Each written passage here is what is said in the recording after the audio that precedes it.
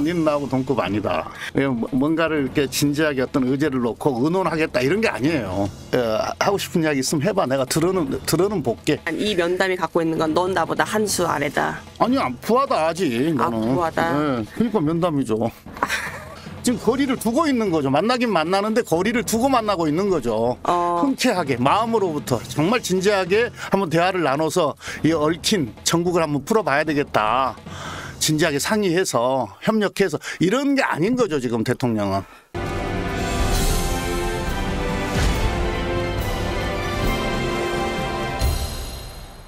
어쨌든 그런 의혹이 계속 제기가 되고 있다 보니까 이거 관련해서 이제 한동훈 국민의힘 대표가 이제 급기야 인적쇄신 요구까지 하기 시작을 했어요. 그래서 이른바 도곡동 7인회 쇄신 요구를 지금 했단 말이에요.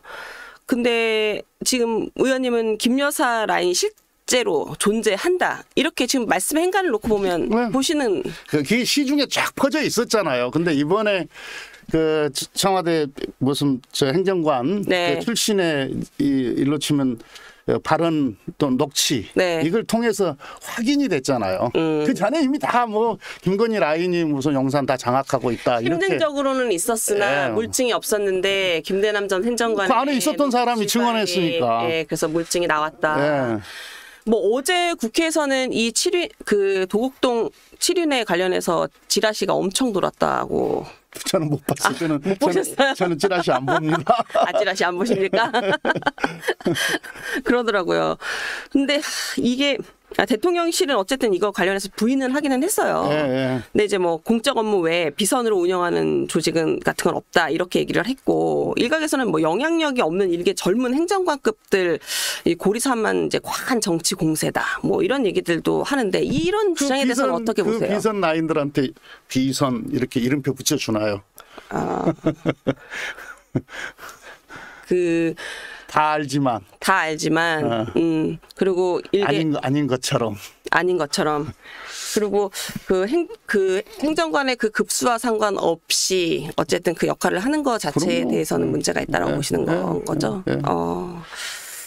이 친윤계 권성동 의원이 한동훈 대표 측근그룹 도곡동 7인회라고 부르면서 당대표실 쇄신이 우선이다 이러면서 맞받아 치셨더라고요. 당대표실에 또 무슨 7인 당대표실 쇄신이 우선이다. 그러니까 그거 못 봤어. 네, 그러니까 한동훈 대표가 김건희 여사의 그 7인회 쇄신해라 인적 쇄신해라 그랬더니 권성동 의원은 한동훈 대표의 측근 그룹 7인 당대표의 인적 쇄신이 우선이다 이렇게 받아쳤는데 대표님이 보시기에는 대통령실 인적 쇄신이 우선이라고 보세요. 한동훈 대표의 당대표실 쇄신이 우선이라고 보세요. 권성동은 그 관록 있는 정치인이신데 그 대표실에 그 뭡니까 저 당직 맡고 있는 사람 몇 명을 가지고 무슨 비선 라인이다. 더구나 지금 뭐 선거 때여서 무슨 뭐 공천을 한다거나 뭐 이런 것도 아닌데 그렇게 이야기하는 것은 어떻게 보면 물타기죠. 한동훈 대표의 대통령실 인적 쇄신에 대한 물타기인데 뭐 조금 좋아 보이지는 않네요. 뭐 필요 뭐 그건 그 당 내부의 사정이기 때문에 제가 왈가불가할 일은 아닙니다. 근데 이제 한동훈 대표가 인적 쇄신까지 요구하고 나왔는데 시중에 그런 이야기 들어보셨어요? 촉법 여사.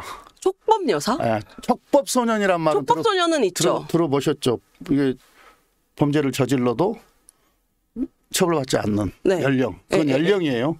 지금 김건희 여사 관련해서 도이치모터스도 그렇고 무슨 뭐 디올백도 그렇고 지금 나와 있는 여러 가지 의혹들도 그렇고 김건희 여사는 거의 치해법권이 되어 있잖아요. 그래서 촉법 여사란 말이 있다니까.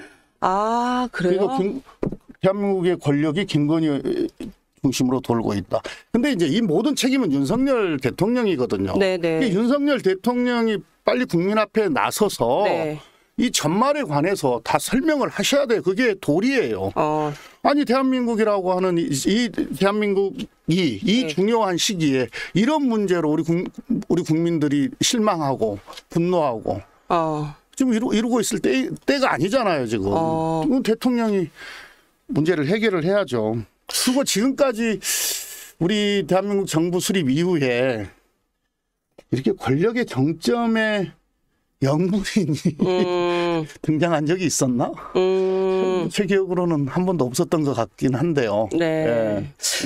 이것도 기이한 현상입니다. 지금 이렇게 한동훈 대표가 어쨌든 이런 문제가 지금 너무 많으니까 이 재보고를 어쨌든 총괄해야 되는 한동훈 대표 입장에서는 답답하고 하니까 인적 쇄신해라까지 지금 얘기를 하는 거 아니에요. 네. 처음에는 김건희 여사 사과해라 였고 도이치모터스 검찰이 수사 제대로 해라 라고 얘기를 했는데 이제는 인적 쇄신해라 강도가 엄청 세지고 있어요. 근데 이렇게까지 이제 냉기류가 엄청 흐르고 있는데 재보궐 이후에 대통령과 만난다는 거 아니에요, 독대를. 이 유의미한 이 협의가 나올 수 있을까요? 우선 한동훈 대표가 네. 이제 뭐 거리를 둬라, 뭐 인적쇄신해라, 네. 뭐 이런 이야기하는 것이 이제 국민들이 어떻게 보느냐가 대단히 중요해요. 정치는 이 말에 진정성이 있느냐, 진정성이 있느냐. 근데 별로 없어 보여요. 선고형이라고 보시는 거예요? 네, 그러니까 보궐선거에 이제 만약에 패배를 하게 될 경우에는 네. 그건 내 때문에 진 게 아니고 네. 대통령과 대통령실 또는 김건희 씨 때문에 졌다. 이렇게 이제 면피하기 위한 면피용 발언. 네, 꼼수처럼 보여요. 왜냐하면 그 대표 나와서 그 선거운동 할 때. 네. 최상병 특검과 관련해서 필요하다고 이야기를 했었잖아요. 근데 대표 되고 나서 지금 안 하고 있잖아요. 전대 경선할 때 제3자 추천 최상병 특검법. 예. 자기가 제3자 무슨 뭐 추천 특검법이든 내서 진행을 시켰어야 되는 거죠. 근데 뭐 전혀 뭐 안 했지 않습니까? 비슷한 케이스라고 보시는 거죠. 예. 그리고 이게 원래 대통령과 여당 대표는 수시로 만나는 거예요. 우리가 집권하고 있을 지도부 해보셔서 아시잖아요. 수시로 만나는 겁니다. 근데 마치 이게 무슨 정상회담 하듯이 한 사람은 저 덕대 호소인이 되고 한 사람은 뭐 마지못해 응하고 뭐 이런 식이잖아요. 이게 뭐 우리가 옛날에 뭐 오공화국 저 불현듯 생각나서 여쭤보겠는데 그 문 대통령이랑 한동훈 대표 그 만찬 회동할 때 제가 문재인 정부 때는 어떻나 그래서 옛날 영상을 찾아봤어요. 그랬더니 의원님 원내대표 하실 때 영상이 나오더라고요.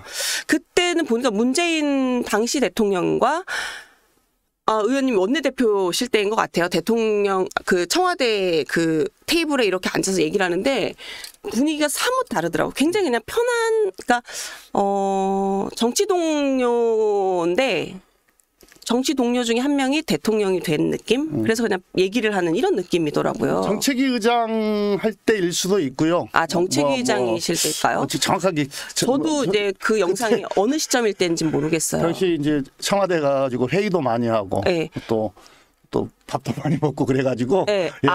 많이 공개되지 않았었던 때도 많이 가셨고. 그렇죠.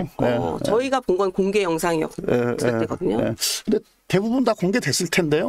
영상은 대부분 다 공개됐을 거예요.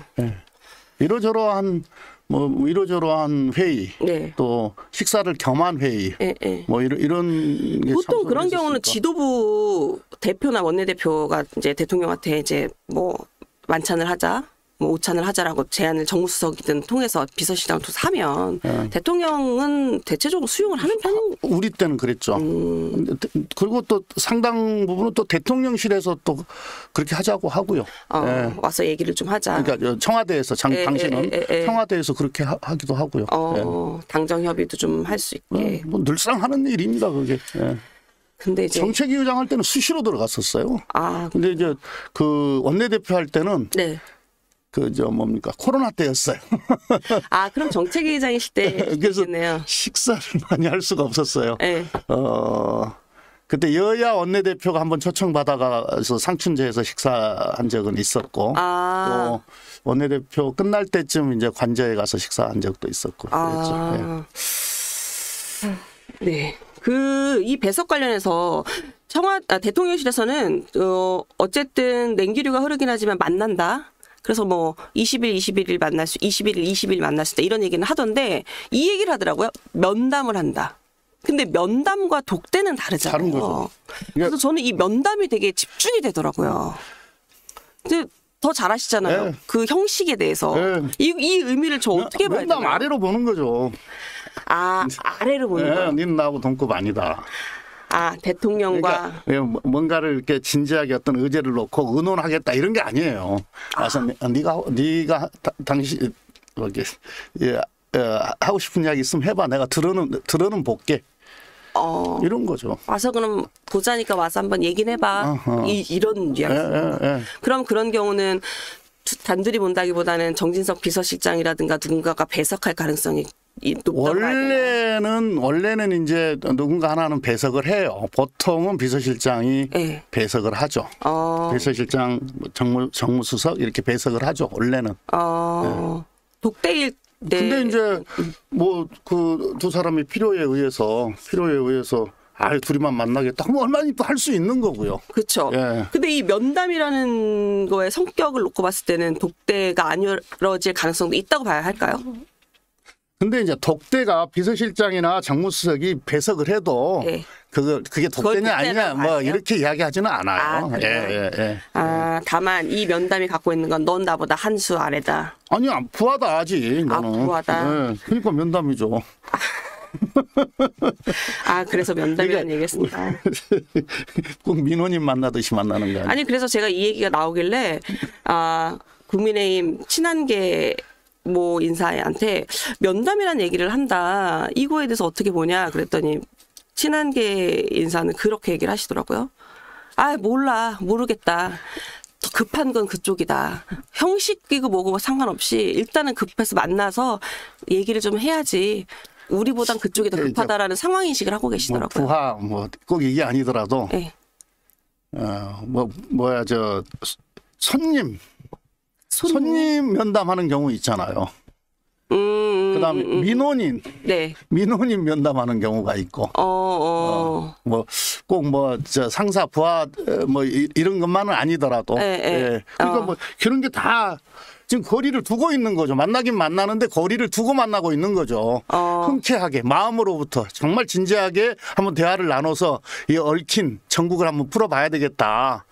진지하게 상의해서 협력해서 이런 게 아닌 거죠. 지금 대통령은.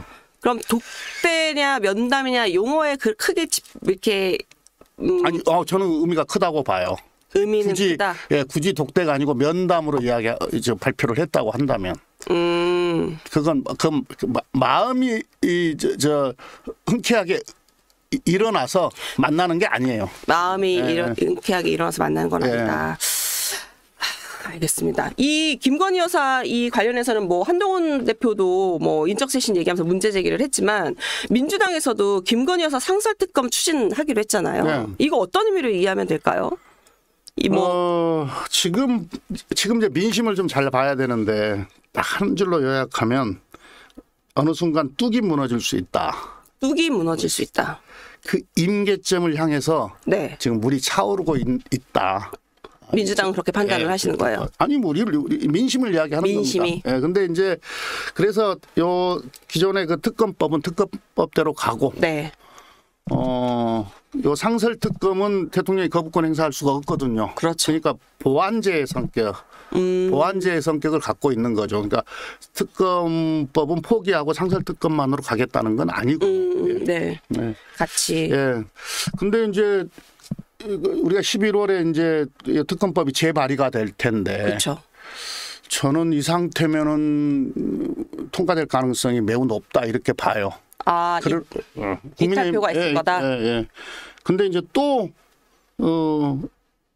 이렇게 재표결을 하면 거부권이 행사되고 재표결을 하게 됐을 경우에는 통과될 가능성이 매우 높다고 보는데 어찌 됐든 간에 이 거부권 때문에 부딪힐 것을 대비한 보완제적 성격을 갖고 있다 이렇게 말씀을 드리는 겁니다. 어쨌든 이번 표결에서는 한동훈 대표도 이거에 대해서는 단일 대우 유지의 입장을 냈잖아요. 그러니까 민심을 이기는 정치는 없어요. 그러니까 지금 국민의힘 의원들이 쭉 돌아다니다 보면 지역에 관계없이 우리 국민들이 부글부글 끓고 있는 것, 그다음에 막 욕하는 것 다 듣고 있거든요. 그래서 선출직들이 그 이른바 민심에 가장 민감하다는 거 아닙니까? 그쵸. 더구나 먹고 사는 문제도 힘들어요. 실질 소득이 줄었으니까. 그리고 동네 소상공인 자영업자 너무너무 힘들어요 지금. 이것 때문에 지금 부글부글 끓고 있거든요. 말을 못해서 그렇지. 제가 국민의힘 의원들도 많이 알잖아요. 그러니까 본회의장에서 아주 난감해해요. 아 그래요? 네, 난감해하는데 네. 그런데 이제 계속 이렇게 그 대통령이 김건희 여사 보호하겠다고 특검법 좌절시키고 이렇게 되면은 그 이제 국민의힘도 용서하지 않겠다 이런 분위기가 조성될 거 아니에요. 국민들 사이에서. 이제 그 정선이. 예. 국민의힘 너네 똑같다 이렇게 될 거 아닙니까? 이걸 의원들은 느낀다니까요. 거기에 대한 두려움이 좀 있다고 느껴지죠. 그렇죠.